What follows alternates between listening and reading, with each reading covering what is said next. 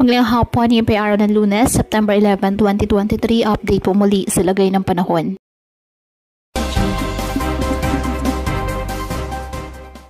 Patuloy pa rin na minomonitor ang dalawang low pressure area na nasa loob at labas ng ating Philippine Area of Responsibility ayon sa Pag-asa. Ang mga nasabing LPA ay mababa naman ang tsansa pa na lumakas bilang isang bagyo ayon sa Pag-asa. Ngunit ang LPE na nasa labas ng ating PAR sa ngayon ay nag-enhance na ng habagat o southwest monsoon na kung saan nakaka-apekto ngayon sa Mindanao. Ang low pressure area naman po na nasa loob ng ating PAR, ang trough nito ay nakaka-apekto na po sa ilang bahagi ng extreme northern Luzon. Wala pong nakataas na gale warning sa anumang baybayin ng karagatan kung kaya malayang makapamalaot ang ating mga kababayang mangingisda at may maliliit na sasakyang pandagat.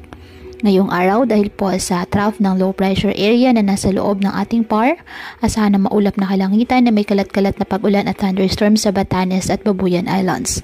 Apektado naman ang habagat na in-enhance ng low pressure area na nasa labas ng PAR ang Zamboanga Peninsula. Kaya asahan din po dyan na maulap na kalangitan na may mga kalat-kalat na pag-ulan.